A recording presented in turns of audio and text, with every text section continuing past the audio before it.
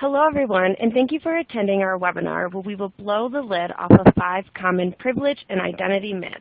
I am your host, Mindy Stubbs, Demand Generation Coordinator here at Optiv.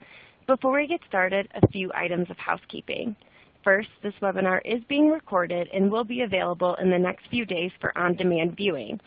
You can see here on the console that we have several resources that you can use during or following the webinar. This includes some resources we think you'll find valuable when it comes to your security program.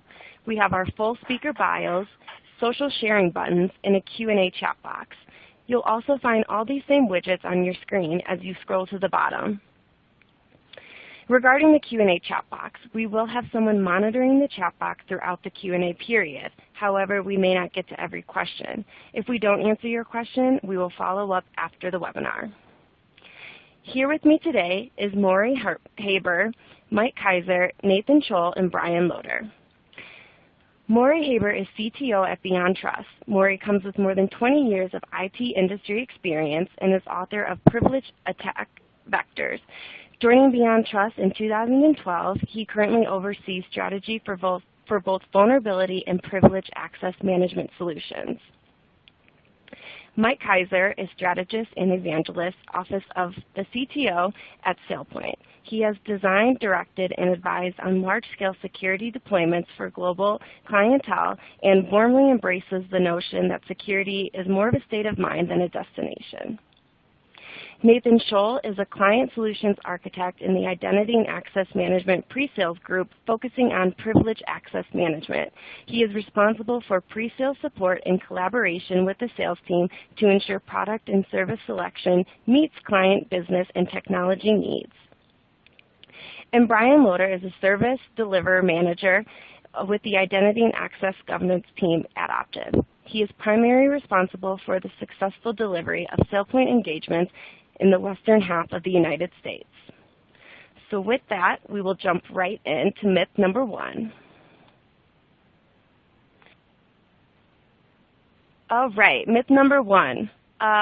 Brian, project-based IAM implementation hasn't been a problem thus far. Thanks, Mindy. You know, it's easy to see where organizations might believe that project-based implementations aren't a problem. But those organizations are organizations that already have a long-term vision in place.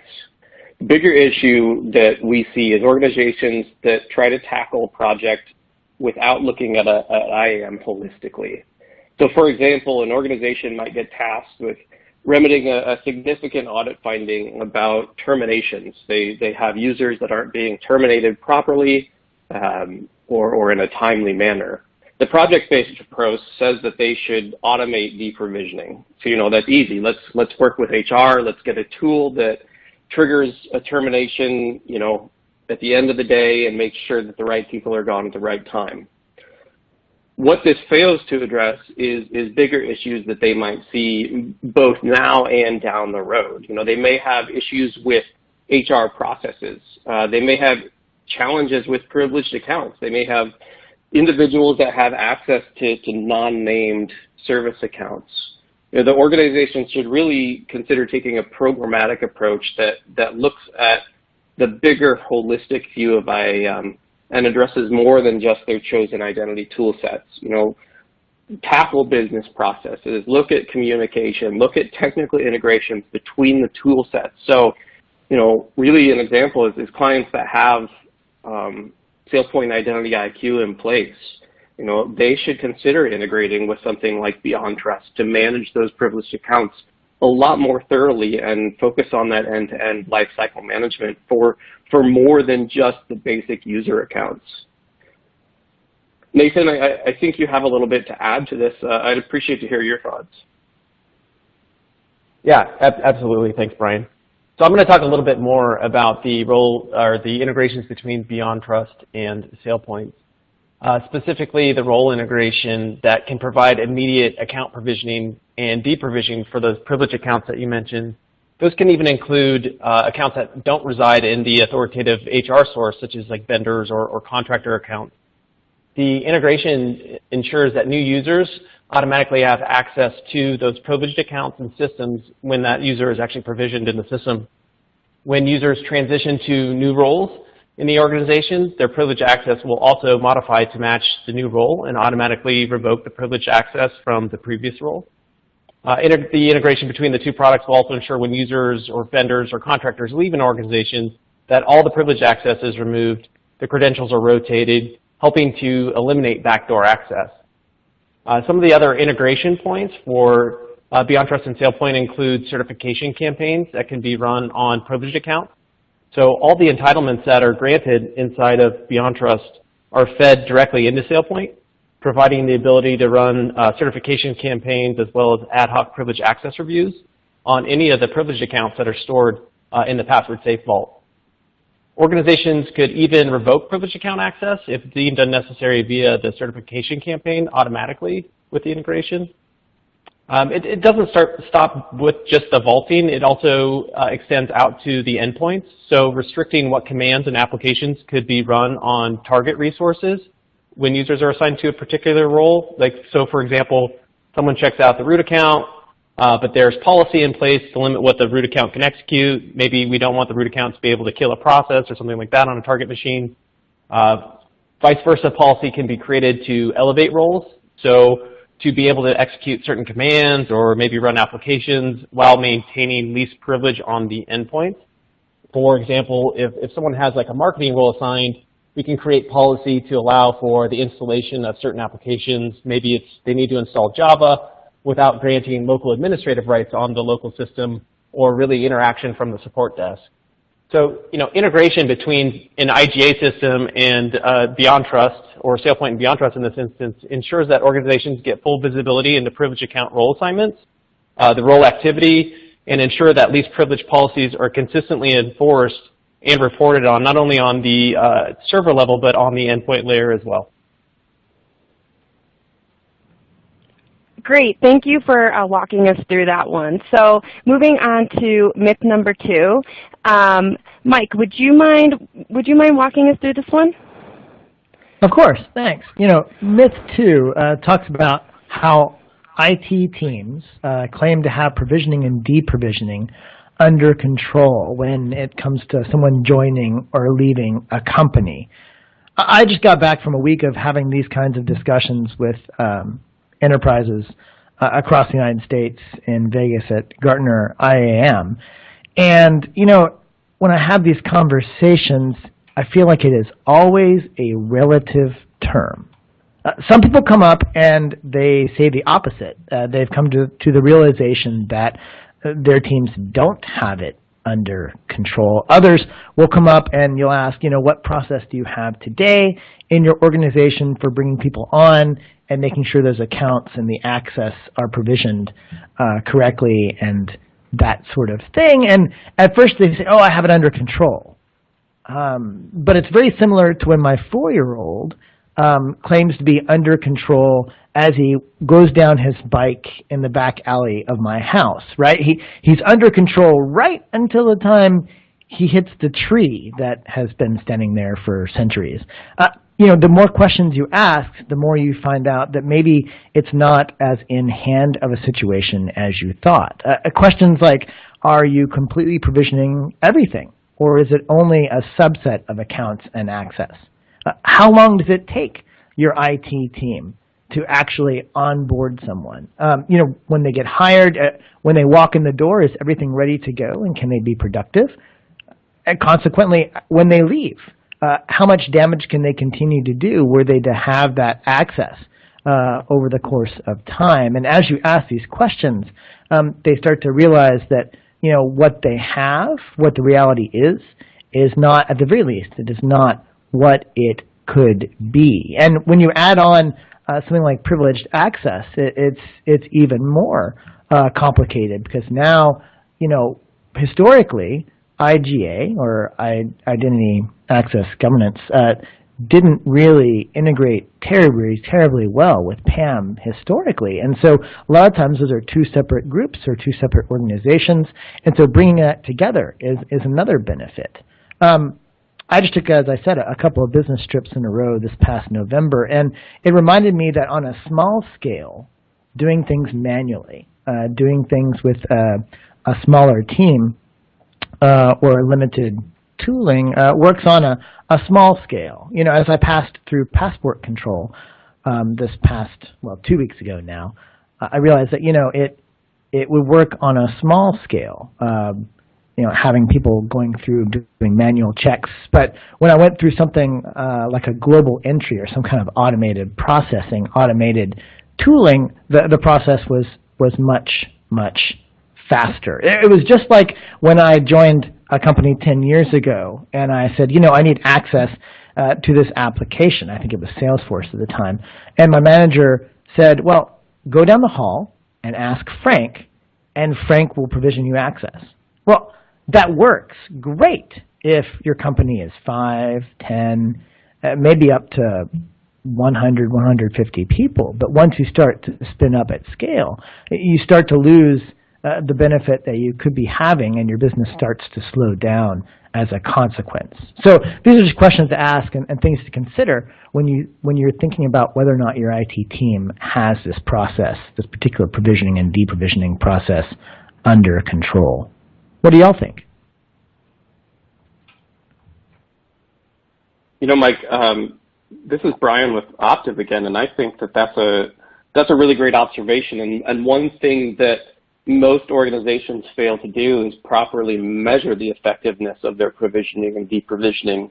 So it's often overlooked and very opinionated when it comes to, you know, how effective they are. One great thing that I start to see with organizations that truly have matured their processes is a defined set of metrics and KPIs that they can leverage and report on regularly. You know, oftentimes I see organizations that instead of reporting, just wait for their annual audit to come around, and that's when they find out how effective they've truly been. And that's possibly the worst time to hear about it. So it's really important that organizations build these metrics, report on them, you know, at a minimum of weekly, but really it should be a daily process so they can follow through on any issues they find before it's too late. You know, that's really what I see, and I think it's important to follow that.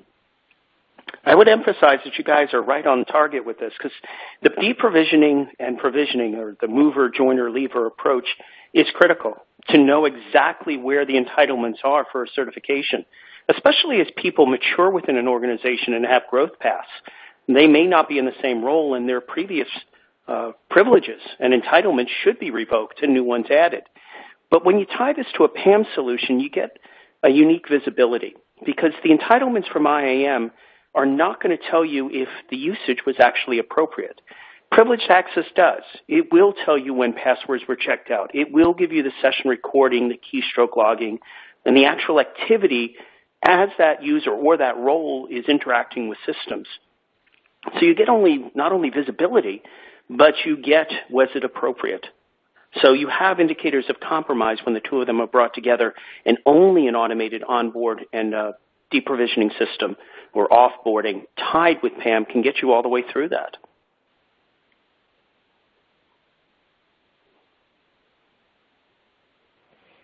Great. So now moving on to myth number 3. Spreadsheets work fine when it comes to role integration, PAM activity, reporting, and auditing. Maury, would you mind walking us through this one? Yeah, this is an interesting topic, because anytime you're storing data that's potentially sensitive, or passwords or credentials, in a flat file that ultimately is not secured, not sure what you might be using to really secure it, you open yourself up to interesting risks. If you're looking for case studies on this, just think of what happened to Sony when they put all of their passwords in one file. Now, a spreadsheet might be good, again, for that 5, 10, maybe even 15-person company, but when you're in much larger scale, keeping it up to date, sharing it, and making sure that it's secure is quite difficult. Because just to say that, you know, person X is doing role Y, well, you need the definitions of role Y and all the applications they touch. It's just not something that's really possible in a spreadsheet, let alone any type of flat file. You truly need to start managing these concepts in a structured application, which is where IAM comes into play. And with that structure, you may say, again, person X has access to application Y, but how do they have access? Are you using a single sign-on tool? Or are you using access management? Are you using privilege management? Okay, well, now we're not dealing with static passwords. We might be adding multi-factor there, but how are you going to rotate those passwords, especially for a privilege account or application to application? Again, you don't want to store that password back in a spreadsheet. You want to change it. And then if you're in a situation where you have to share passwords, which is never a good security idea, but there are plenty of applications and operating systems and IoT devices that you must, how do you track who's using it at what time? And then we fall back to privileged access. If you want to understand it a little clearer, think of all the attack vectors for privileged access: default credentials, shared credentials, guessable passwords, etc. And they can be applied to anything: application to application, privileged user, or even an IoT device. If you don't change those passwords on a regular basis and you go through what we talked about in steps of MIS 1 and 2, people come and go and still know the passwords for those systems even after they left. So as you onboard people, change their roles, you have to also consider that they should not have access to the credentials to those systems anymore either. And that's what PAM provides. And that's why it far exceeds what you should do in a spreadsheet. It's not only changing the role, but it's also changing the access underneath the hood. And that's where the biggest difference is going to come and why you shouldn't rely on a manual process of that nature. Guys, anything that you want to add to it? Yeah, Maury, this is Nathan. Completely agree that spreadsheets are ineffective. They require a ton of manual effort. We truly can't know who's got access to what passwords in there, nor audit what they're actually doing with those privileged accounts once they get it. So one thing we like to suggest as clients develop their IAM program, specifically their PAM program, we suggest only allowing access to critical systems or devices or applications through the BeyondTrust or the PAM Bastion or Jump server. That way you can get a recording of not only who checked out the account, but also what that user is doing with the root account or the database account or the application account when they checked it out. You get it in that recorded session, which can be awesome to replay for internal security, but also for compliance reasons, right? So if an auditor comes to me and asks me I need a list of all users who ran the update command on a data source, I could easily sort through all the sessions that are recorded from the jump host and find out exactly who ran that command at what time and even what entitlements that user has based on the roles between the SailPoint system and the BeyondTrust system. Nathan, that's actually a really good point. I think everyone's aware recently of a hotel breach at scale for over 500 million accounts to a system that occurred for over 4 years. And if you look at the press releases for it, or if you unfortunately receive one of those emails, it has some very key words in it, and the devil's in the details of those key words. It says unauthorized access to the database or to data sources, as Nate pointed out. We're not talking about a vulnerability exploit combination. We're talking unauthorized access. And the data itself that was stolen should not have come from one zone. It was reservations, it was passports, it was encrypted credit cards. Every one of those should have been on different databases and in different network zones. That implies that the credentials for whatever that account, that privileged unauthorized account were, led to additional lateral movement and hops. Something that you would never store those credentials in a spreadsheet. There was no monitoring of his usage, as Nate has pointed out. No one knew when that connection was made. And that had occurred for 4 years. No one was looking at the logs or getting attestation reports for the entitlements that person or that account had that access, or let alone that they did with it. So the automation of basically keeping track of privileged access, documenting when it occurs, and especially keeping an eye on critical data that can be linked across zones is really the only way to stop these advanced attacks. And that's why it's just a bad idea to store it in flat files.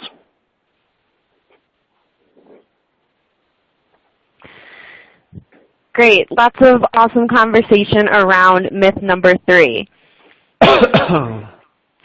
So moving on into myth number 4, our in-house IT staff can support our IAM program. Mike, would you mind taking us through this one? Sure. I mean, this is very similar to myth number 2, just with a broader perspective. If myth number 2 was talking about onboarding and offboarding, the myth number 4 actually has to do with the entire IAM program. Now, I have yet to talk to any particular enterprise that says, oh, we have enough people working in security, or we have enough people even working on identity or privileged access. Most often, this myth is not even in their mentality if they know what's really going on. Combination of talent being hard to find and things always having more to do.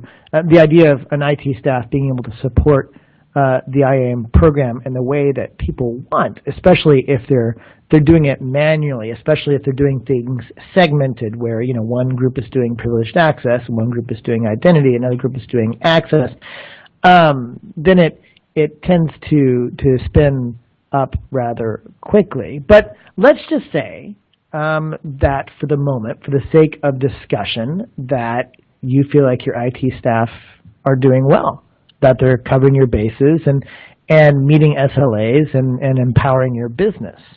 Well, that's great, but one factor that's always in play in enterprise management, in security, in life, is that change is constant. I'm sitting here looking out the window, and yesterday, well, actually 2 days ago, it was 80 degrees here in Austin, Texas, and the sun was blazing away. I was wearing shorts and sandals.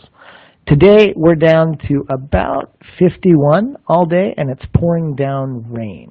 Part of that is Texas weather, obviously, but it speaks to that much larger issue that change is constant, and change is coming. So even if you're one of the rare specimens where the IT staff is doing well with identity and privileged access, change is coming on multiple areas. You know, with a broadening of interconnectivity, are you ready to handle an influx of business partners from a new opportunity, or a new group of contractors to handle special projects? Even more fundamental, I don't know if you've seen the headlines recently, but there are a number of new technology initiatives that are about to hit our enterprises if they have not already. One of those has to do with non-human identities, more commonly called bots or robotic process automation. These software-based low-level intelligence actors are taking over some of the jobs that some of our contractors or others used to do. And this is going to impact how we do security and how we do identity and privileged access. Last year, Gartner said that over 3/4 of businesses by the end of this year, so in the next 30 days, will have some initiative related to IoT or bot usage. And in fact, we did a quick sample poll from SailPoint, and we found that 70% of businesses have some usage of bots or robotic process automation in place, but only 5% are ready to handle them from an identity or a security perspective. So your staff may be doing well currently, but as waves of change break over them like large sea waves, they'll be swamped quickly. And when you add, you know, privileged access and integrating that in as well, it becomes even more difficult. And we kind of hinted on this before. You know, combining all this together means not just provisioning things. It doesn't just mean making sure people have the right access at the right time, but it's also proving it. And so having a consistent audit trail that shows the entire lifetime of access that's been granted and active use, whether it's privileged access or access to sensitive data and files. All of this is essential to succeeding in things like passing audits and preventing your company from being that next major headline. What do you guys think about this, man? I think we've already seen some of the initial threats, Mike. If I remember correctly, we saw an airline within this last year where its bots used to perform reservations and even accept credit cards were targeted. And the identities associated with that bot to perform a credit card transaction and use AI to respond became the liability. And we did have a breach of user and credit card data. just by targeting those identities. So to your point, identity and access is more than just the carbon-based life form. It includes the next generation technology, and we've already seen those initial threats. Mm-hmm. Great. Thank you for walking us through that one, Mike. So now moving on to our last myth, myth number 5. A best-of-breed IAM or PAM solution is too complex or expensive. Brian, would you mind taking on this one? Sure, thanks, Mindy. You know, let's be honest. No one's going to tell you that a best-of-breed IAM solution is cheap. You know, but it's definitely not too expensive compared to the cost of not pursuing a best-of-breed solution. The easiest way to make any IAM solution palatable is to really let's spread it out over a 3 to 5 year roadmap. Let's build a strategy that breaks out the organization's IAM program and implementation into smaller, affordable chunks. You know, everybody wants to say, hey, I need to deploy Identity IQ from the ground up, and I have to have it done next week. Well, that's never going to be realistic, nor is it going to be realistic to do it next month, by the end of the year. You know, a lot of those unrealistic timeframes out there, and that's where the cost can balloon. You know, it truly does get out of control when you think that the more people, the faster things can go. So we really want our clients to focus on that strategy, look into the future, build out a plan that identifies the gaps, and focuses on wins that progressively improve your IAM maturity and environment. You know, that strategy is really important because it allows you to do accurate annual budget forecasting, not just for the program, but for the resources that support it, the infrastructure that you need, the licensing, and everything else that's required to support your IAM environment. You know, but at the same time, it's critically important too to revisit that strategy and roadmap and budget annually. The world is constantly changing based off of the threats that we've already discussed. Technology changes and adapts to fix those issues. Processes changes, as we just talked about too. People change. You know, we can't just let these plans sit stagnant. And they have to be living documents, living processes that, you know, are always being addressed and never forgotten. And that's how you're going to keep it from being too expensive. You're going to focus on the right things at the right time, but not forget about what you've already done that's been a win, and not forget about what you need to do next. You know, those roadmaps are going to allow you to get the buy-in you need, but really it's going to help you to, you know, stay on top of that ever-changing business environment.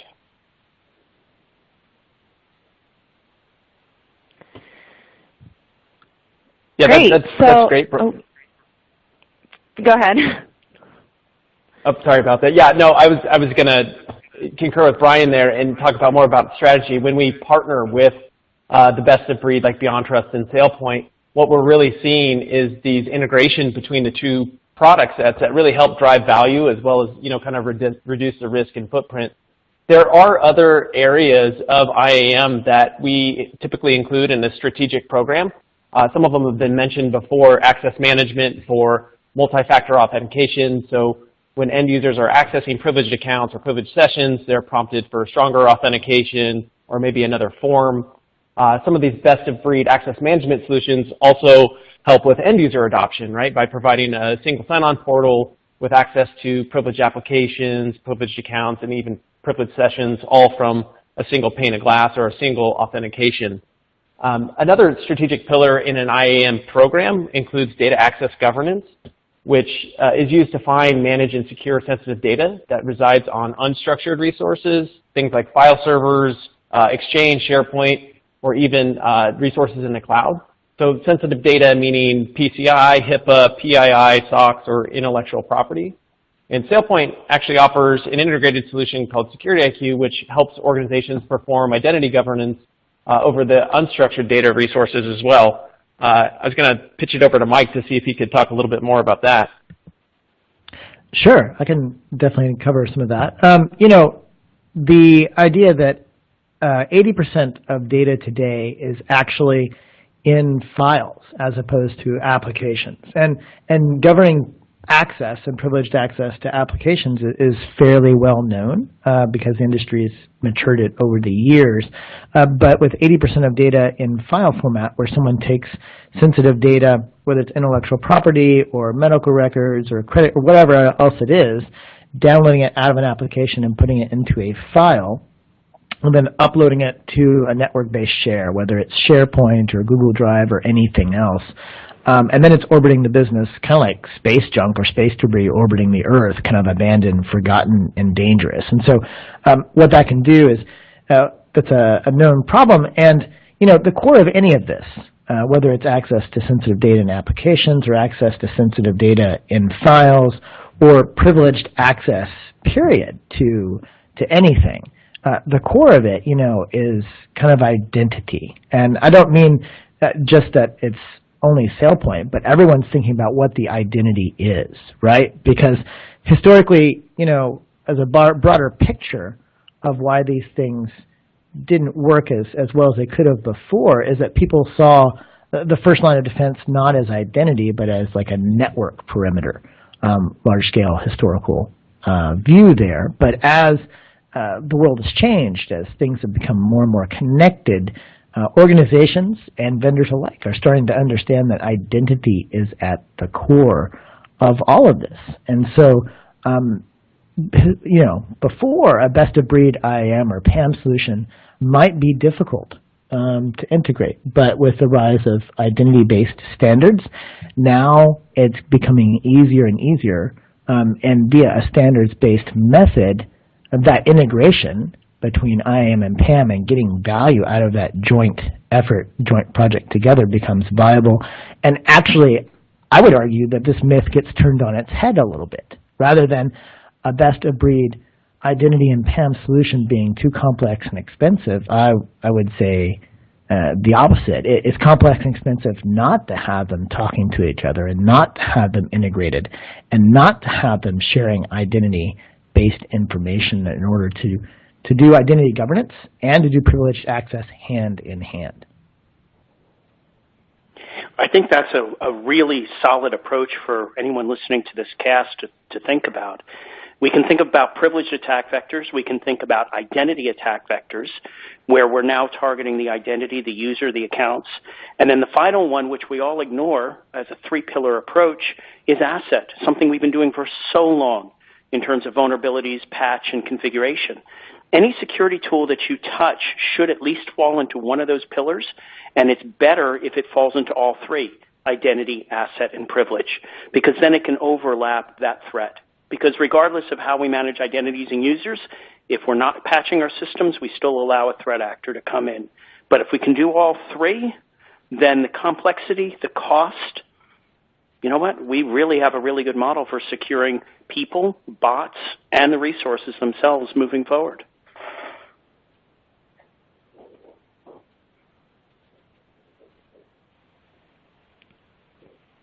Great, awesome. This walking through these myths has been really great and enlightening. So with that, we will move it on over to our Q&A. So let's hop into the Q&A aspect of this webinar.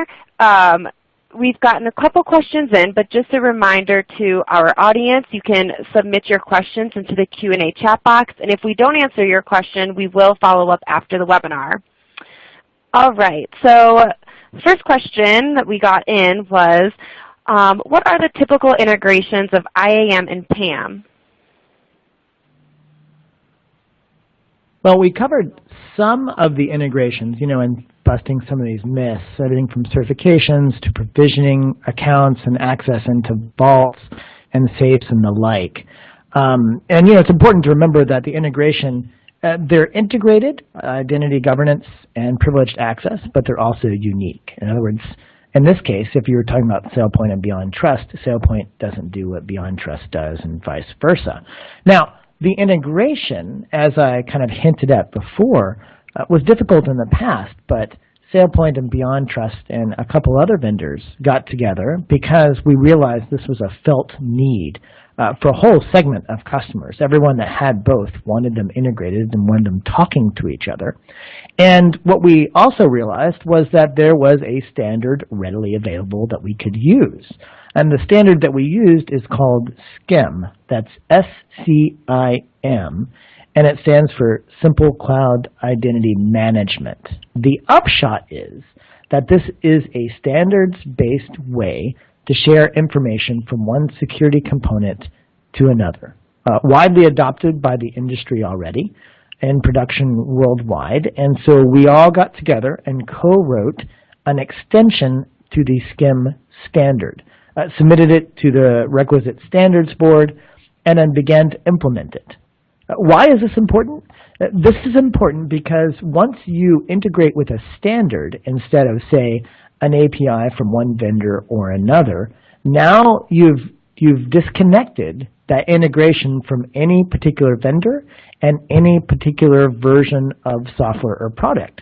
So therefore, if SailPoint upgrades another version of their identity governance software, or if BeyondTrust does, or any other vendor for that matter, it doesn't break the integration. It just works. So it's one less thing you have to worry about as you're overseeing your long-term project and your long-term solution. And so that's a huge benefit, and we're really excited on how that's progressing, and we look for more use of standards going forward in other areas of integration, and also deepening the integration with vendors such as SailPoint and BeyondTrust. Awesome. Thank you for answering that one. So next question following that would be, which project would you start first?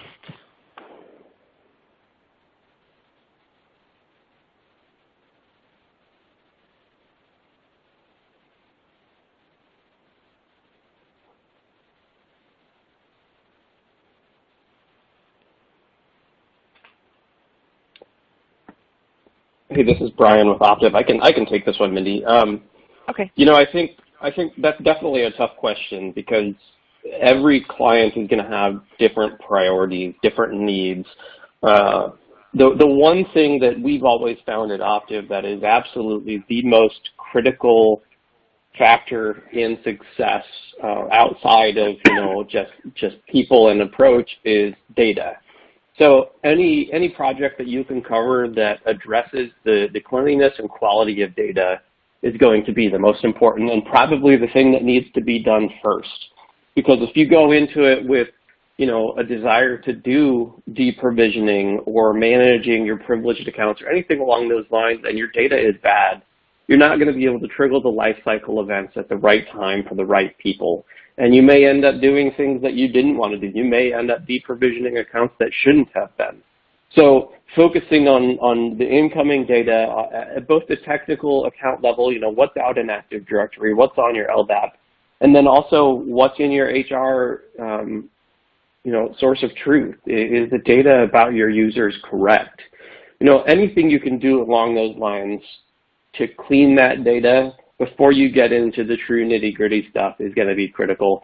So if that's a certification effort because, maybe your priorities are focused around an audit initiative for certifications, leverage that to do that data cleanup. If it's a provisioning effort, leverage that to do data cleanup. So I don't think there's really any project that needs to go first so long as that project focuses on the right things. Would you agree those right things, just candidly speak about it, would be everything from cleaning up the repository of users and roles to removing poorly documented passwords like in a spreadsheet to, you know what, we know people are using privileges all the time because we gave admin rights to the desktop. We want to remove it. We want to go to Windows 10 from Windows 7 and make everybody a standard user. Would you consider those as the data points or those factors in making that decision? Oh, sure, absolutely. I mean, if you look at some of the issues encountered today, a lot of them point back to business processes. How did you get to where you were to begin with? Why do those people have inappropriate access? And we can point those to processes that weren't properly maintaining records and systems. someone having that access is akin to bad data. It's not really that much different. So go out and clean up what's wrong before you try to automate the processes. You know, anytime you automate a bad process, you're going to end up with a situation where the process just fails faster and on a bigger scale, where you may have had bad data that led to one person having inappropriate access.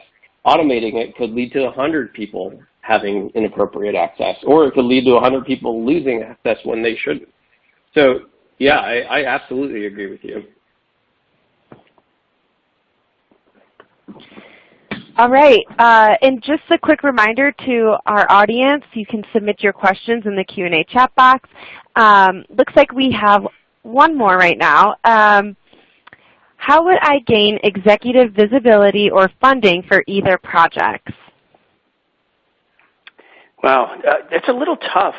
Many times IT staff or security staff know that they have an identity or a privilege problem. They know that because they have baseline drift or excessive help desk costs, or someone moved departments and they still have access to the wrong resources. The problem is, as the question just stated, how do you get management to go, yep, that's a problem, I need funding and I need a committed project to do so? A lot of times it might come from organizations or verticals that are highly regulated. There may have been an audit finding somewhere in your past that says you need to document privileged access or have an attestation to where the entitlements are or what people did. Those are generally good motivators for the executive team or even the board to get the funding to do it. The second one is also, I don't want to be on the newspaper. We had a breach, we saw a breach, our peer organization had a breach. We're making the same mistakes as that write-up. We mentioned a couple of recent cases of similar organizations earlier in the podcast.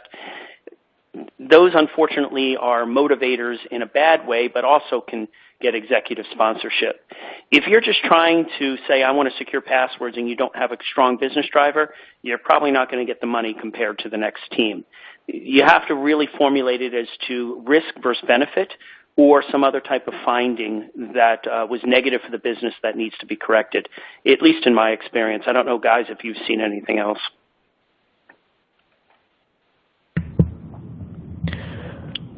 Yeah, I would say learn to speak risk in a way. Make sure that it's compelling to on a business level, and that can be difficult to do. So I think you're right to use examples of peer groups or peer industries or others, because what you're going to be doing is you're going to be fighting a slightly uphill battle. Why should we invest in this when it's not going to benefit our bottom line will be some of the pushback I've seen before. And so being able to communicate it and showing that mitigating risk is worth it in ways they can understand is helpful. And then secondarily, investment in some of these technologies and some of this integration with PAM and identity and these types of things, some of it is risk. And then some of it also, the secondary tactic kind of you hinted at is enabling business initiatives. If they want to acquire another company, if they want to bring on this new partnership, then contemplating helping them understand how they can quickly onboard a new user base or a new set of contractors or fulfill some kind of business relationship that has privileged access and identity by definition involved, then that can be a powerful motivator as well. Arguing that investment now in identity will achieve business agility at a later date can also spin in a correct direction depending on your board and who your relationship is with at the C-level or higher.